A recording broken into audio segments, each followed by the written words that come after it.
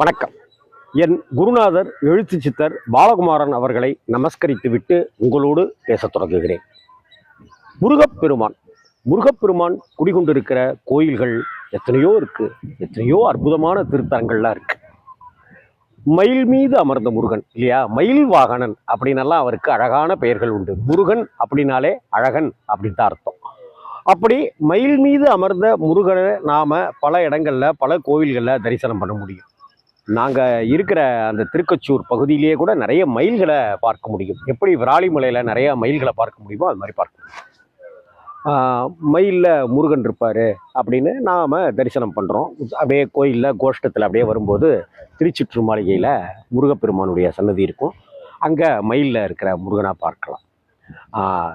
வள்ளி தெய்வானை சமேதராக இருப்பார், முருகப்பெருமான் மயிலில் இருப்பார் அப்படின்லாம் பார்க்கலாம்.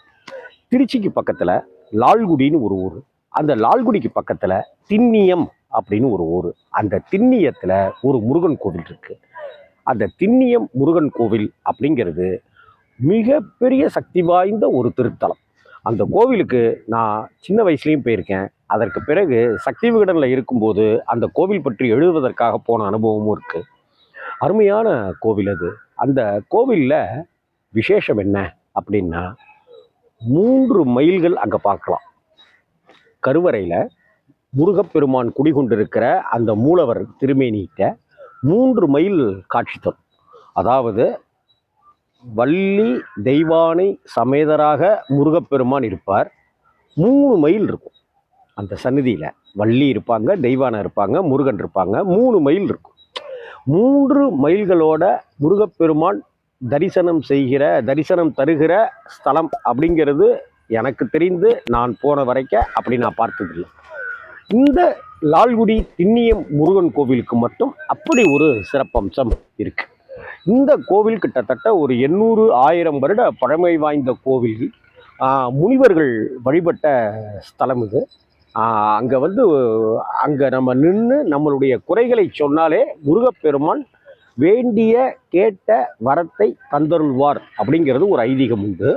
திண்ணியம் முருகனை குலதெய்வமாக கொண்டவர்கள் அமெரிக்காவில், லண்டனில், ஹைதராபாத்லன்னு பல இடங்களில் இருந்து வருஷம் வந்து இங்கே பூஜைகள் செய்கிறத வழக்கமாகவே வச்சிட்ருக்கிறத பார்க்க முடியுது.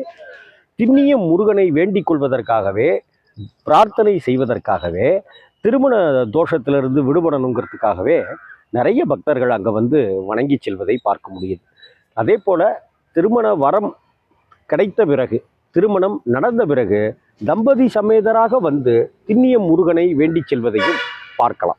அந்த அளவுக்கு கல்யாண வரம் தரக்கூடிய ஒரு கோவிலாகவும், கேட்ட வரங்களை தந்தருளக்கூடிய ஒரு ஸ்தலமாகவும், எதிரிகள் தொல்லை, சதுருக்கள் தொல்லை அப்படிங்கிற விஷயங்கள்லேருந்து நம்மை காபந்து செய்கிறவராகவும் அந்த 3 மயில்கள் கொண்ட அந்த வள்ளி தெய்வானை சமேதராக இருக்கிற முருகன், திண்ணியம் முருகன் திண்ணமாக நமக்கு அருளுக்கு காத்திருக்கிறார்.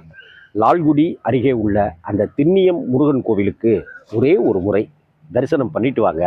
அதற்கு பிறகு நீங்கள் நேரம் கிடைக்கும் போதெல்லாம் திண்ணியம் கோவிலுக்கு போவீங்க. திண்ணியம் கோயிலுக்கு போய் முருகனை தரிசிக்கணுங்கிறதுக்காகவே உங்களுடைய நேரத்தை ஒதுக்கிக்குவீங்க. வணக்கம். வெற்றிவேல் முருகனுக்கு அரோகரா.